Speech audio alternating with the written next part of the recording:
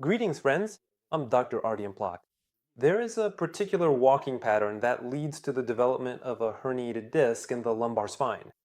The good news is that if you properly adjust your walking mechanics with effective exercises, the risk of the hernia progressing will be minimal. If you already have osteochondrosis in your lumbar spine, or if you've been diagnosed with disc protrusions or herniated discs and you don't want the situation to get worse, be sure to watch this video until the end. I'll show you simple exercises that will help correct your gait, restore proper load distribution on your intervertebral discs, and do so on a daily basis. We walk, we move around, and with every step, you can either damage your lower back or keep it healthy. And friends, if you want to support me, please subscribe to the channel. That's the best motivation for me and my team to make more videos. With helpful exercises, thank you in advance, I appreciate it. Normally, please pay attention to the skeleton. In the lumbar region, we should have a slight forward curve, called lumbar lordosis. This allows us to evenly distribute the load on the intervertebral disc. Here we can see two vertebral bodies with an intervertebral disc between them. The load is distributed evenly, so it maintains its structure, it doesn't burst, it doesn't crack, everything is fine with it. But there are situations when the load on the intervertebral disc becomes uneven, this part, specifically the back, gets overloaded and a herniated disc occurs. This happens if the pelvis tilts backward. When the pelvis rotates, the vertebrae in turn change their proper position. And this leads to the load being distributed differently. Like this, for example. In other words, the disc gets squeezed from front to back. Over time, the back part cracks. The fibrous ring cracks and people develop herniated discs. Most often, it's either backward or backward into the side. This can lead to compression of the spinal cord. The spinal nerves get compressed and neurological deficits occur.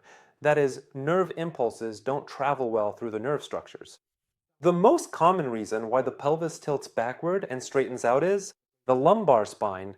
This is due to shortening of the muscles located on the back of the thigh. They're actually called the hamstring muscles, or the muscles of the back of the thigh. Let me draw them here. They're shortened in our case. They pull the pelvis backward, so the lumbar spine straightens out, the load shifts backward, and the disc gradually starts to crack. There are only three muscles in the posterior group of thigh muscles. These are the biceps femoris, semitendinosus, and semimembranosus muscles. All of them originate from the pelvic bones, run downward, and cover the back of the thigh. And they attach to the femur and the bones of the lower leg. So our main goal is to eliminate the shortening of the posterior thigh muscles and get rid of all areas of tension, which are called trigger points. The muscle should be uniform, long, elastic, and healthy. Then the pelvis will return back to its proper position. At the same time, we will work on strengthening the anterior group of thigh muscles. This will allow you to restore your gait much faster and return the pelvis to its original position. If our pelvis has tilted backward and we walk in this position, every time there is compressive loading, there is a chance that the disc will continue to crack and get further damaged. That's why, friends, the tilt of the pelvis is a very important element in the mechanics of walking. So, the first exercise. We need to mechanically stretch and soften the hamstring group. Starting from a seated position on a hard chair, you can use a bench as well. We take a massage roller.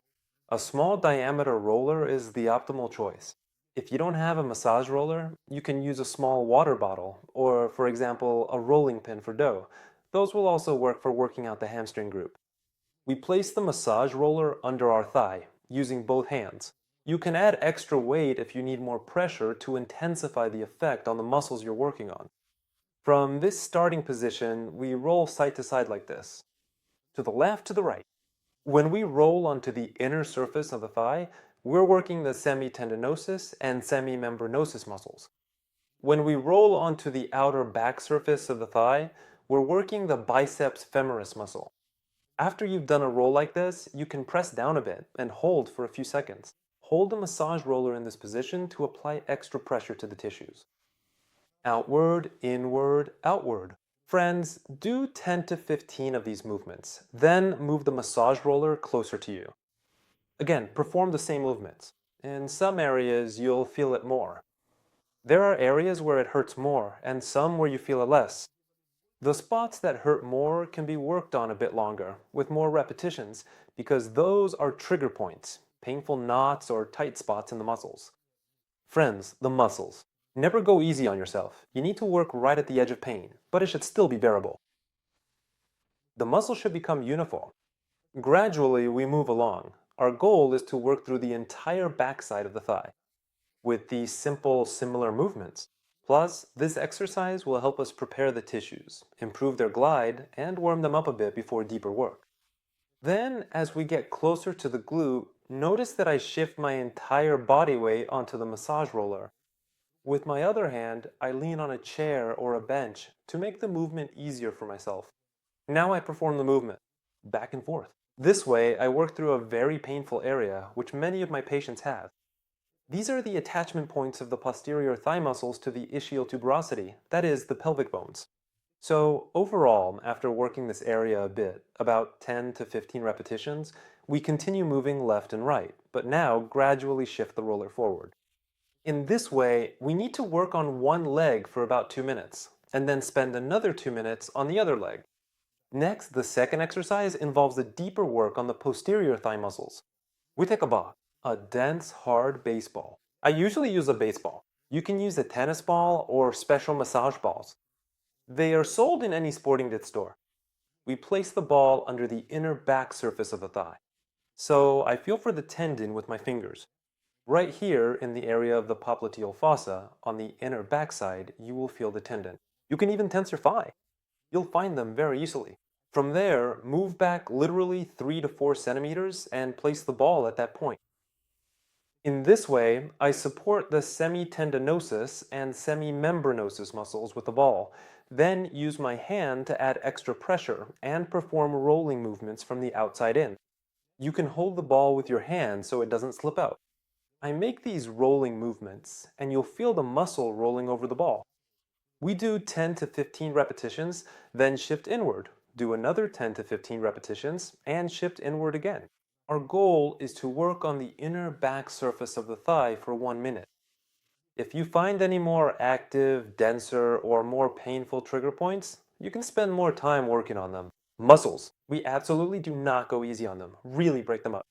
Our goal is for the muscle to be healthy. Next, place the ball on the back outer surface of the thigh.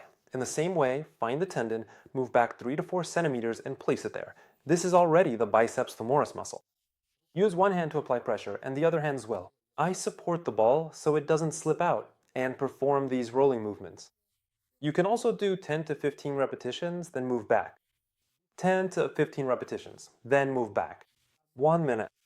Friends, with the ball, you get a more targeted, deeper effect, but just 1 minute.